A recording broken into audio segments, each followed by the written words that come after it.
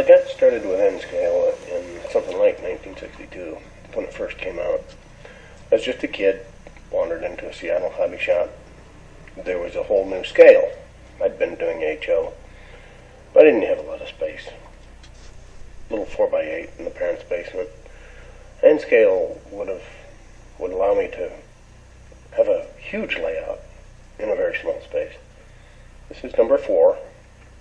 I've had some big ones. This is a small one. Decided to keep it small. What I really like the most is detail work. I like running trains. I don't care for long trains. I don't mind short trains. And I like old stuff. There's no diesels, just steam. This is one of the first locomotives I got.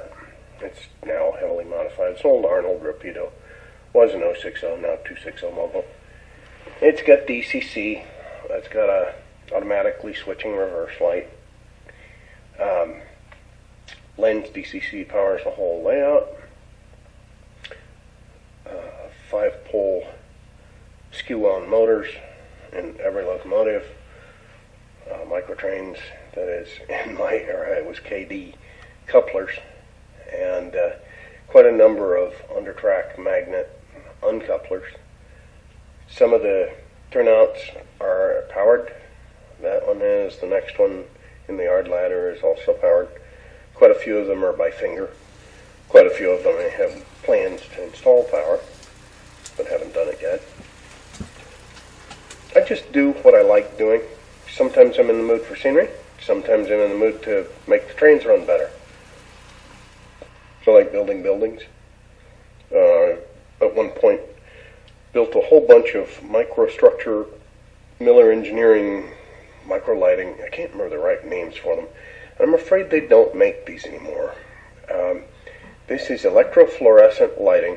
Sometimes you find these signs on eBay, but they're pretty rare. There's the movie marquee from the same company. The chase lights are fiber optic, and the rest of it is LEDs. It's very, very touchy to build. I've built a few of them. I built the entire block. There were any number of structures. This was the diner from the same series. More electrofluorescent lighting. Diner was really cool, stainless steel. Everybody had a place setting. The interior was a separate kit, and did it up. Everybody's got plates and silverware. There's the Gulf station from the same series. More electrofluorescent lighting, more LEDs. I remember those stations. That was a long time ago. And here's the whole block in Kennett daylight. Somebody's obviously welding in the garage. Looks like they're working on their old car.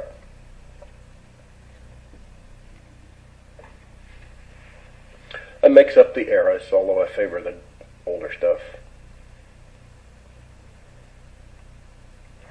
That's a brass truck. Oh, I like tigers. So when I was building this building, I put some tigers around. There's a Howe truss that's going on the layout pretty soon. There's a bum in the railroad car. And the people I've met. Preserve. Figures all hand painted. This little layout is 89 inches by 29 inches and winds up, cranks up next to overhead cabinets.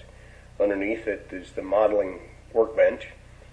Some of these days I'll get around to building a proper crank. Instead, the vice grips are still doing temporary duty. Model railroads really need staging yards. This train's headed down into an underneath layer. This is just a staging yard, represents east, west, north, south. Can't model the entire world, and it's real fun when trains kind of appear on your layout from somewhere else. There's room down here. There's 4 sidings and can store 4 entire trains, push button controlled with a diode matrix.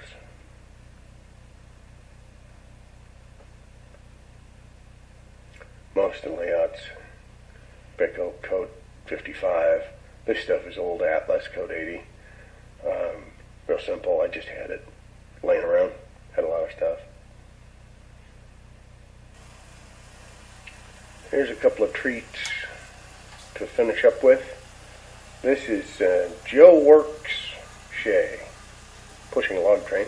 That's what Shays are supposed to do. That actually is an NN3 caboose that's being modified. It's a brass model. I had it for a long time. I think it started as a 3-truck, and I know I cut the cab down because the cab was kind of ungainly tall. It doesn't have a lot of electrical pickup. It can run extremely well, but you can see the DCC card sticking out of the tender still. I'm still fiddling around with it.